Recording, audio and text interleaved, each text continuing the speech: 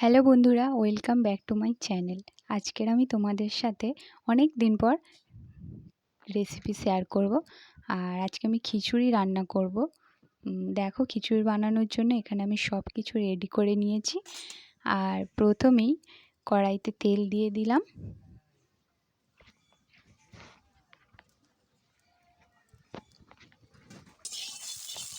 তেলটা একটু গরম হয়ে গেছে। এবারে এর মধ্যে আমি ডালটা দিয়ে দেব। প্রথমে আমরা ডালটা ভেজে নেব। এখানে আমি মুসুরির ডাল নিয়েছি। ডালটা ভালো করে পরিষ্কার করে ধুয়ে নিয়েছি, তারপরে ভেজে নিচ্ছি।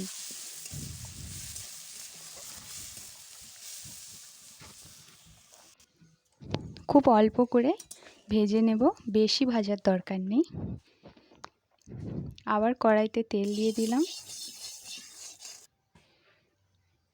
এর মধ্যে দিয়ে দেবো সামান্য একটু লবণ আর সামান্য একটু হলুদ।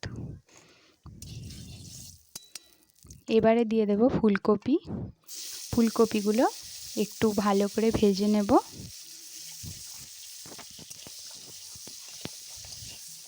খিচুড়িতে তোমরা অনেকেই আলু দাও, তো আমি আজকে আলু দেব না, তোমরা চাইলে দিতে পারো।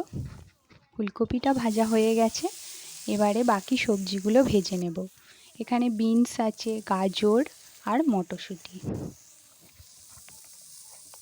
এর মধ্যেও সামান্য একটু হলুদ আর সামান্য একটু লবণ দিয়ে ভালো করে ভেজে নেব।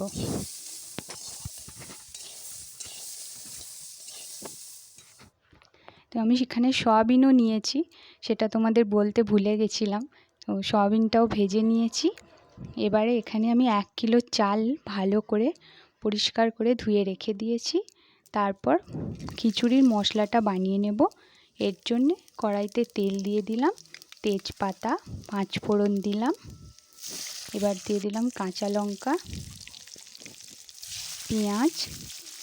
পেঁয়াজটা একটুখানি ভেজে নেব।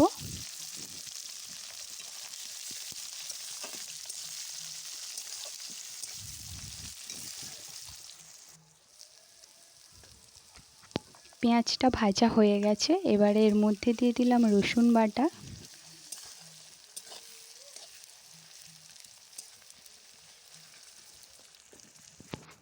আবার দিলাম আদা বাটা। মশলাটা ভালো করে ভেজে নেব।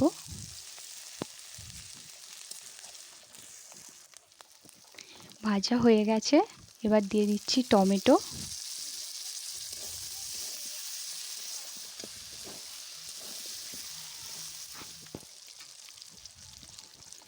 টমেটোটা ভাজা হয়ে গেছে। এবার এর মধ্যে দিয়ে দিলাম লবণ, বেশ কিছু পরিমাণ দিলাম।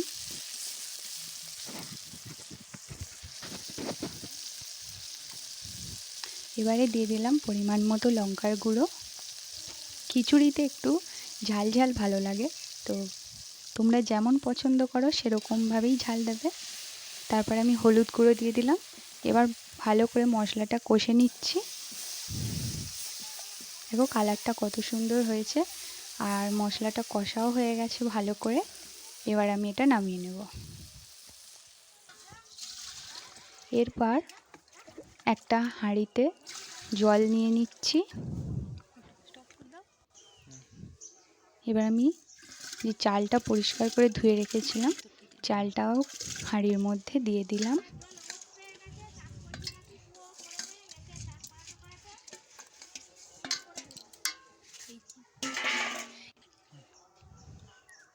এবার দিলাম ডাল,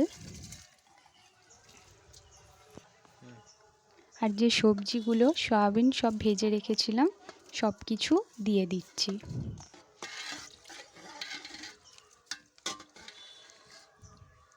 কষে রাখা মশলাটাও দিয়ে দিলাম।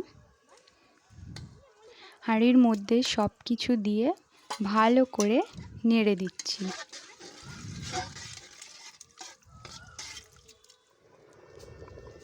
খিচুড়িটা ফুটছে আর সব কিছু সবজি ভালোভাবে সেদ্ধ হয়ে গেছে। খিচুড়িটা রেডি হয়ে গেছে। এবারে এর মধ্যে বড় চামচের 1 চামচ ঘি দিয়ে দিলাম। এই ঘিটা আমাদের বাড়িতেই বানানো।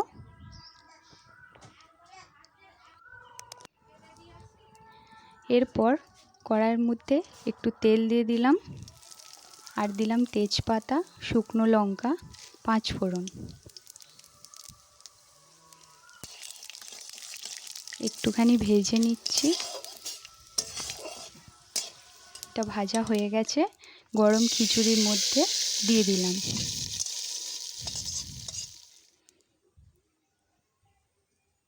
খিচুড়িটা একদম তৈরি হয়ে গেছে। দেখতে কত সুন্দর হয়েছে, তোমরাও বাড়িতে বানাও, ভালো লাগবে। খিচুড়ি আর আছে গরম গরম বেগুন ভাজা আর আলু ভাজা। তো আজকে রেসিপিটা এখানেই শেষ করলাম। তোমরা সবাই আমার চ্যানেলটাকে সাবস্ক্রাইব করে প্লিজ আমার পাশে থেকো, আর এই ভিডিওটা ভালো লাগলে অনেক অনেক শেয়ার করে দাও।